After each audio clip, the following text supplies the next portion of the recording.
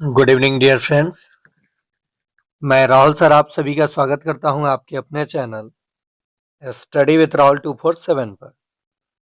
आइए आज के क्लास में हम लोग 2024 में पेपर 2 में किस प्रकार का सीडीपी पूछा गया और इसे कैसे आप टैग वर्ड और तुक्का के साथ किस तरह से ऑप्शन को एलिमिनेट करेंगे, कैसे आप प्रश्नों को पकड़ेंगे और 30 में कम से कम 24-25 प्लस स्कोर करने के लिए आपको क्या करना होगा। आप देखिए, इस चैनल को सब्सक्राइब कीजिए, लाइक कीजिए। सीटेट इस बार निकलवाने की गारंटी मेरी। और आप चाहते हैं पे कोर्स में जुड़ना तो आप 500 फी पे करके इस नंबर पे 9771170644 पे ग्रुप में जुड़ सकते हैं। आपको PDF, best concept, tag word और लाइव के माध्यम से पेपर 1-2 की तैयारी बिल्कुल करा दी जाएगी, जिससे आपका एग्जाम निश्चित निकलेगा। चलिए हम लोग देखते हैं 2024 में किस तरह का प्रश्न पूछा गया। सीडीपी हो और वाइगोत्स्की, पियाजे, स्किनर, ब्लूम, चोमस्की से प्रश्न ना आए, ऐसा हो ही नहीं सकता है। प्रश्न पहला है, वाइगोत्स्की के अनुसार संज्ञानात्मक विकास को सुगम बनाने में शिक्षक की क्या भूमिका होनी चाहिए। तो ये जो अवलंबन है, अवलंबन के माध्यम से छात्र के सीखने का मार्गदर्शन और समर्थन करना। तो देखिए, अवलंबन के माध्यम से छात्र के सीखने का मार्गदर्शन, छात्र के सीखने का मार्गदर्शन पॉजिटिव वर्ड होता है और समर्थन करना, और ये अवलंबन भी पॉजिटिव वर्ड होता है। देखिए, केवल तो निगेटिव वर्ड हो गया, काट दीजिए। छात्र को जानकारी और ज्ञान प्रदान करना, वो भी सही है। छात्र को पूरी तरह से स्वतंत्र रूप से सीखने की अनुमति देना, ये भी सही है। लेकिन यहाँ वाइगोत्स्की के अनुसार संज्ञानात्मक विकास को सुगम बनाने में शिक्षक की क्या भूमिका होनी चाहिए।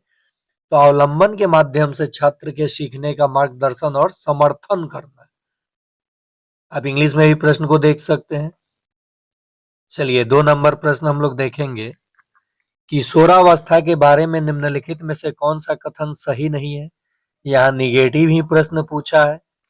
किशोरावस्था एक सामाजिक रचना है, ये सही है, और आपसे गलत पूछा है, गलत को चुनना है। किशोरावस्था को आमतौर पर यौन को शुरू करने के लिए माना जाता है। यह एक ऐसी प्रक्रिया है जो यौन परिपक्वता और पुनरुत्पादन की क्षमता की ओर ले जाती है, ये भी सही है।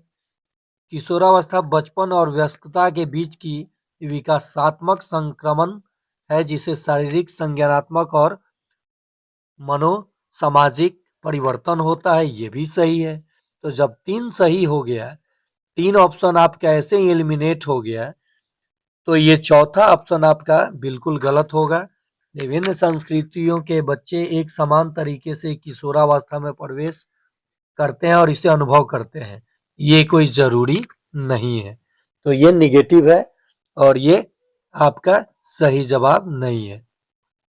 चलिए 3 नंबर प्रश्न देखते हैं।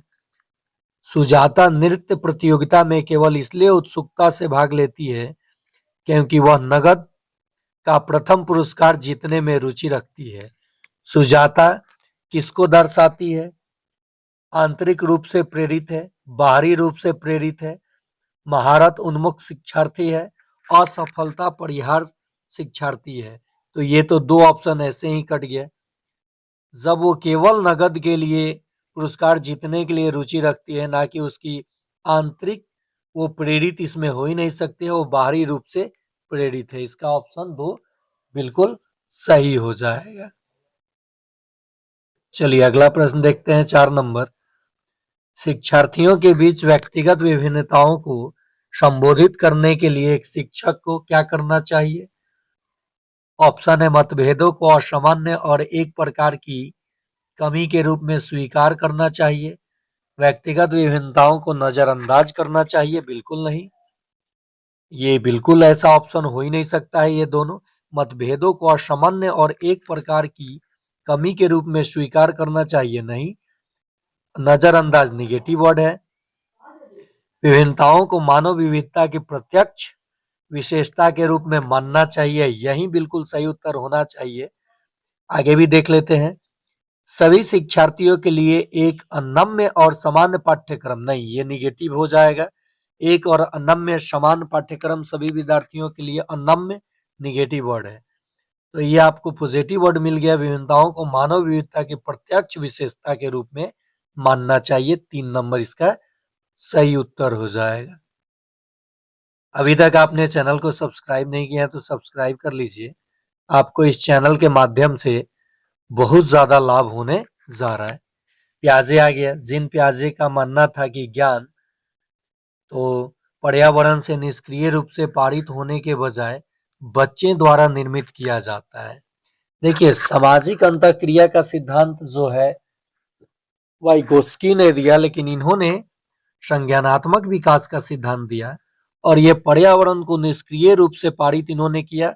बच्चे द्वारा निर्मित पारित होने के बजाय बच्चे द्वारा निर्मित किया जाता है। यही ऑप्शन बिल्कुल सही हो जाएगा, 1 नंबर। चलिए अगला प्रश्न। एक प्रगतिशील कक्षा में आकलन, तो इसका सही जवाब हो जाएगा गतिशील होता है। एक प्रगतिशील कक्षा में आकलन बिल्कुल गतिशील होना चाहिए। चलिए अगला प्रश्न देखते हैं। निम्नलिखित में से कौन सी प्रक्रिया वातावरण से प्राप्त जानकारी के अर्थ निर्माण और इसे स्मृति में आगे संग्रहित करने के लिए आवश्यक है? तो इसका सही जवाब हो जाएगा ध्यान देना। क्या होगा? ध्यान देना। चलिए अगला प्रश्न देखते हैं, 8 नंबर।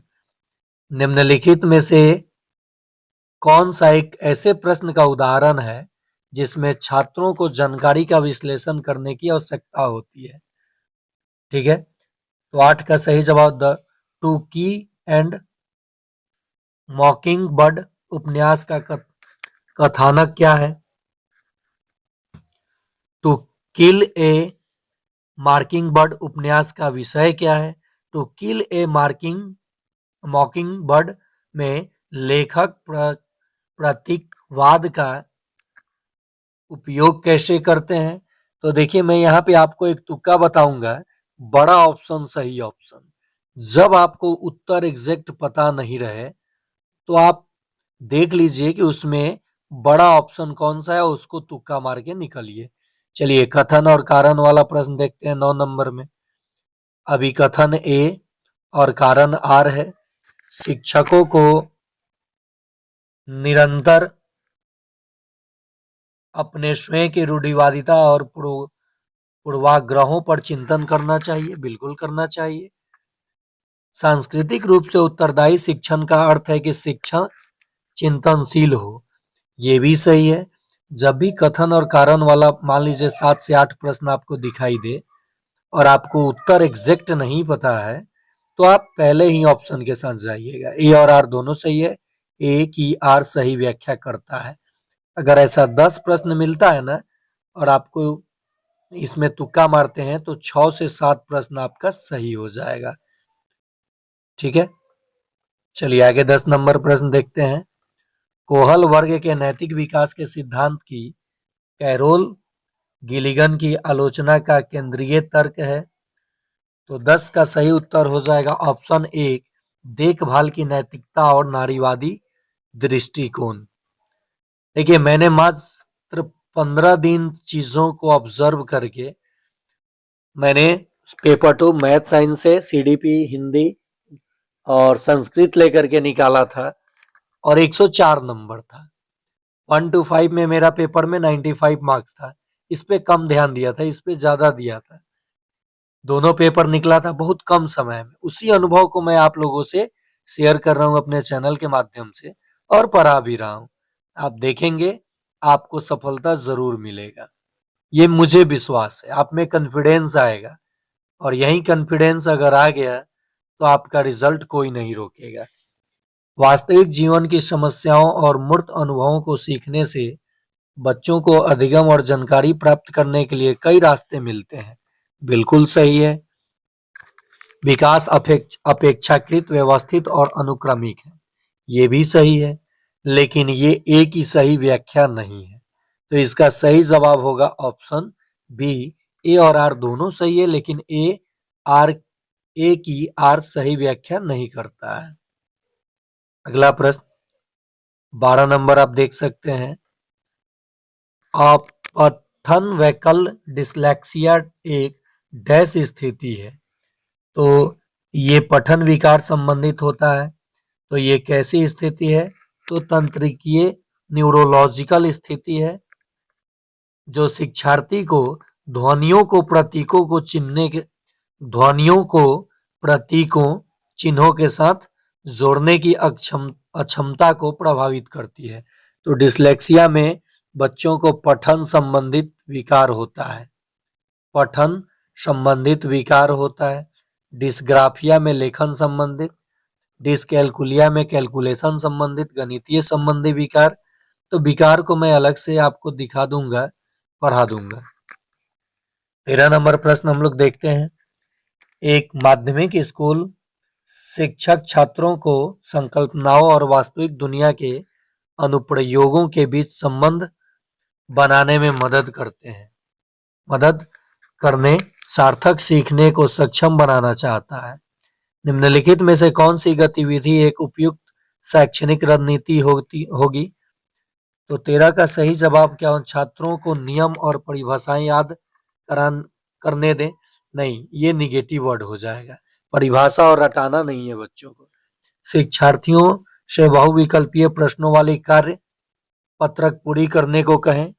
तो कोई जरूरी नहीं कि केवल बहुविकल्पीय प्रश्न हो, तो इसे भी काट दीजिए। अगला ऑप्शन है विद्यार्थियों के उद्दीपक प्रतिक्रिया अनुबंध की विधि द्वारा सीखने को कहें।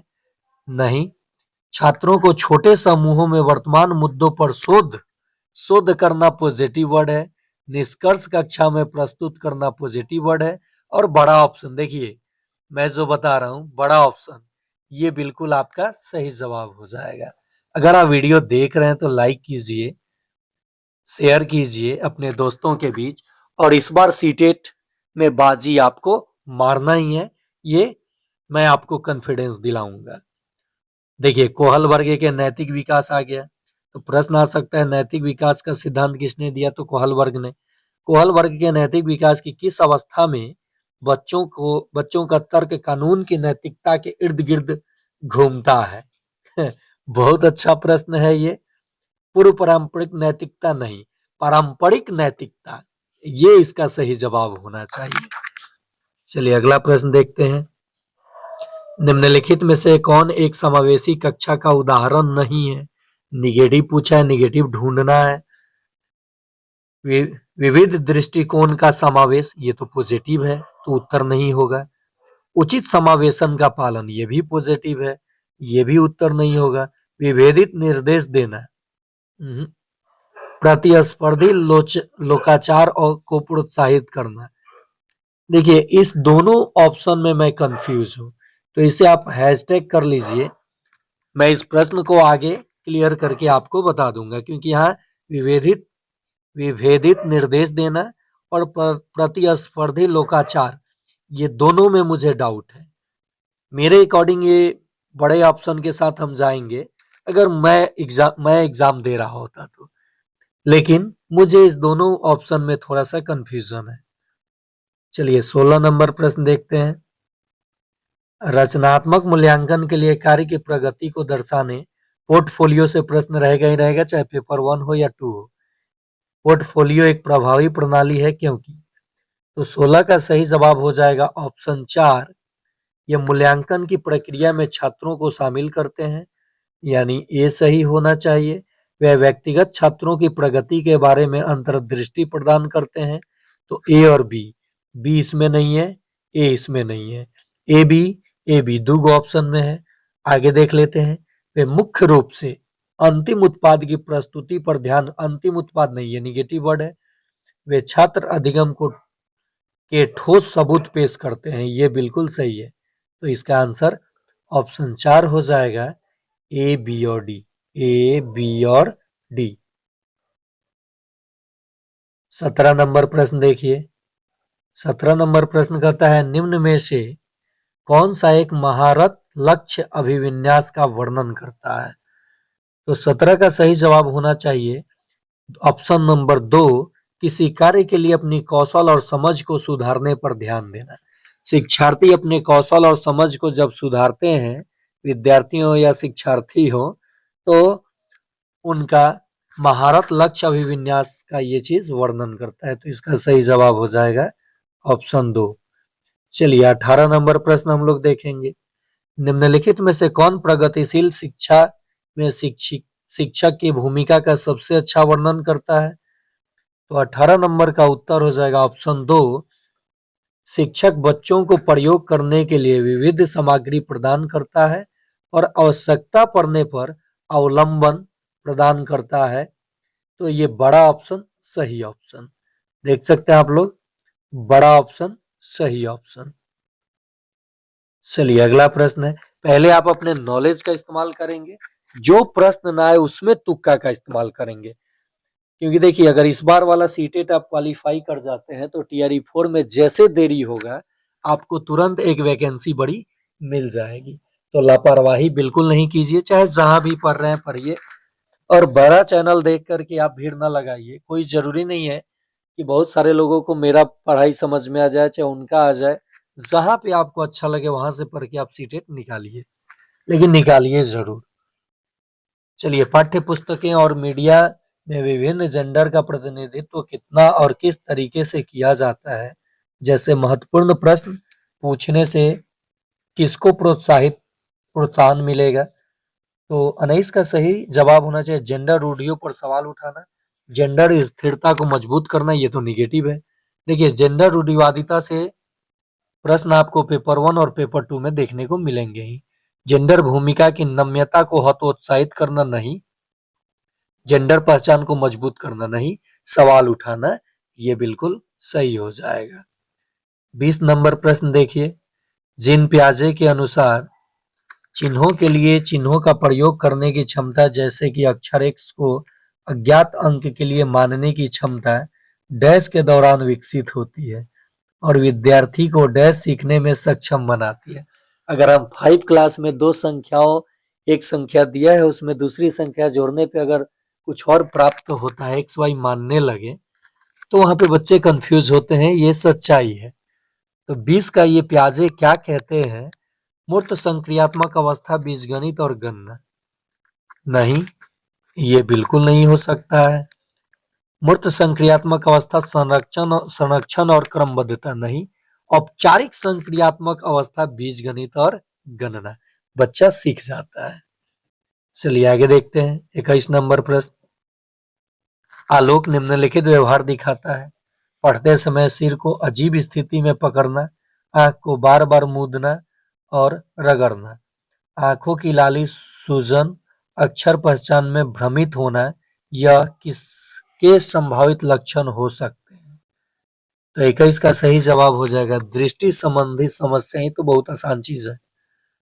चलिए कथन और कारण वाला प्रश्न आ गया 22 नंबर, आप देख सकते हैं। कथन 1 और कथन 2। एक समावेशी कक्षा में सीखने के लक्ष्यों, शैक्षणिक रणनीतियों के साथ साथ आकलन में अनुकूल किया जाना चाहिए, ये कोई जरूरी नहीं है, तो ये गलत हो सकता है। देखिए कोई जरूरी है कि एक समावेशी कक्षा में आप सीखने के लक्ष्यों, शैक्षणिक रणनीतियों के साथ आकलन में अनुकूल किया जाना चाहिए? नहीं। समावेशन को दर्शन, शैक्षणिक दृष्टिकोण और मूल्यांकन के माध्यम से सभी व्यक्तिगत मतभेदों को समाप्त करने की वकालत करता है। ये थोड़ा सा मुझे यहाँ पे थोड़ा सा डाउट है दूसरे ऑप्शन पे। आप लोग 22 नंबर प्रश्न को होल्ड कर देंगे, 22 नंबर को। देखिए अब ये पहला तो मुझे बिल्कुल गलत लग रहा है, पहला तो मुझे तो इसे होल्ड कर देंगे, गलत बताने से अच्छा है कि मैं आगे देख लूंगा इसको। 23 नंबर, लेव वाइगोत्स्की के अनुसार बच्चे डैश के साथ अंतःक्रिया के अनुभव से लाभान्वित होते हैं और उन कार्यों को कर पाते हैं जो उनके समीप दूराभिमुख विकास के क्षेत्र के डैश है।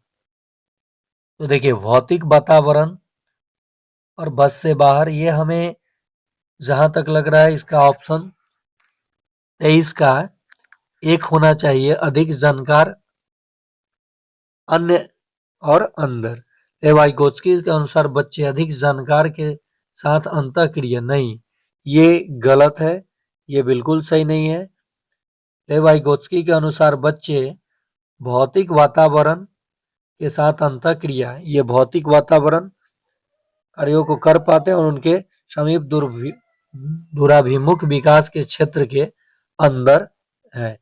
ये ऑप्शन 3 होना चाहिए। 23 का क्या होना चाहिए? ऑप्शन 3। चलिए 24 नंबर प्रश्न देखते हैं।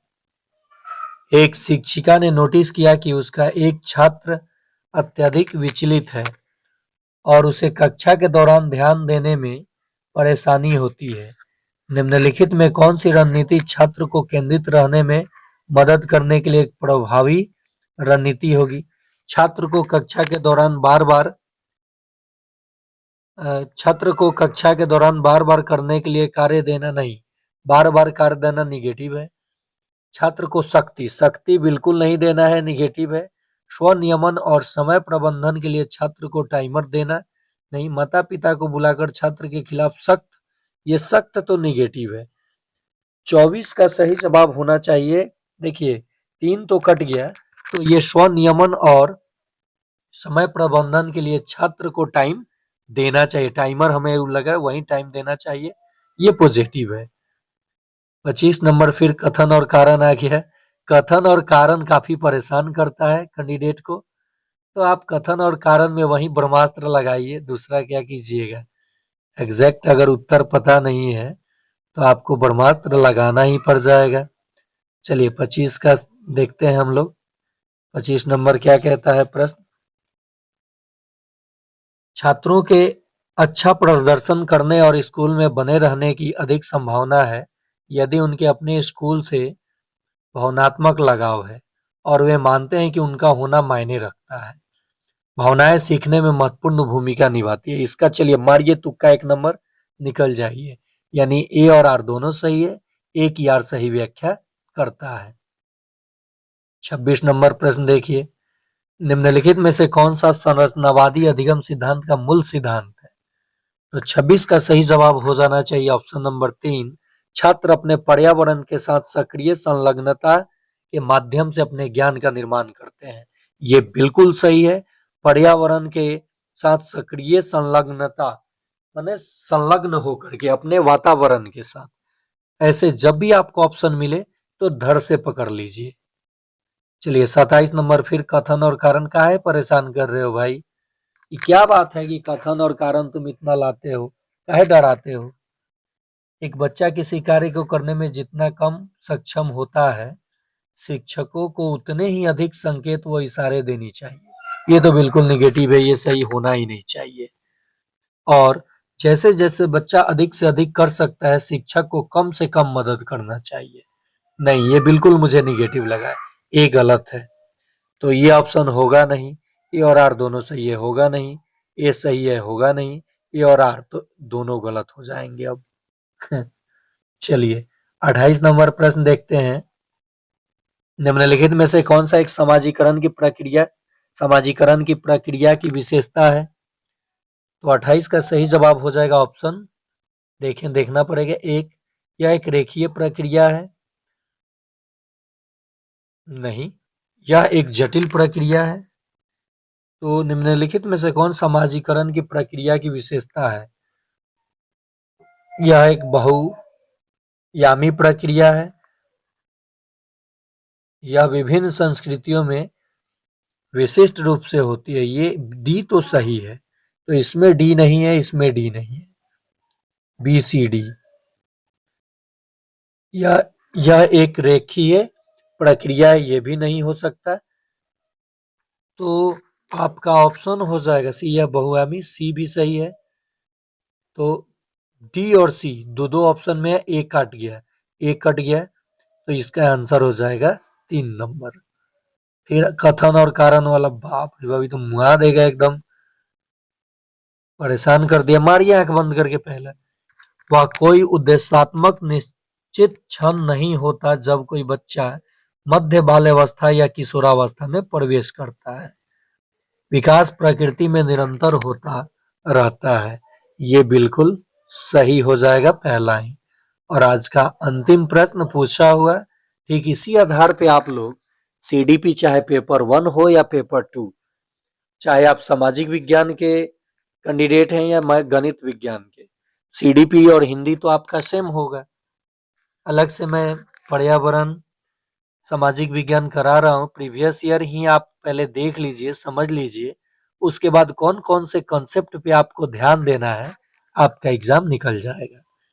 और फिर से मैं एक बार रिक्वेस्ट करूंगा कि यदि आप चैनल को सब्सक्राइब नहीं किए हैं तो कर लीजिए, लाइक कर दीजिए। एक प्रारंभिक विद्यालय का शिक्षक छात्र के शैक्षिक आत्म संप्रत्यय के विकास को दृढ़ता से प्रभावित कर सकता है। तो 30 का सभी विद्यार्थियों से बहुत कम अपेक्षाएं रखना नहीं, निगेटिव है। कम अपेक्षाएं, छात्रों में स्वायत्ता और पहल को दंडित करना है, तो ये भी निगेटिव हो गया। छात्रों को स्वायत्ता और पहल को पुरस्कृत करना, चलिए यहाँ तक तो ठीक है। विशेष छात्र क्या होता है, ये भी निगेटिव है। विशेष छात्र से उम्मीद रखना, ये कौन सी बात हो गई। तो इसका बड़ा ऑप्शन सही ऑप्शन, और पहल को पुरस्कृत करना, ये बिल्कुल सही हो जाएगा। तो ये रहा सीडीपी का 30 महत्वपूर्ण प्रश्न टैग वर्ड और तुक्का के साथ। पसंद आया तो शेयर कीजिए, और आप अगर पे कोर्स में जुड़ना चाहते हैं आप, तो 500 फी पे करके आप जुड़ें। मैं 100% आपका रिजल्ट करा दूंगा। धन्यवाद।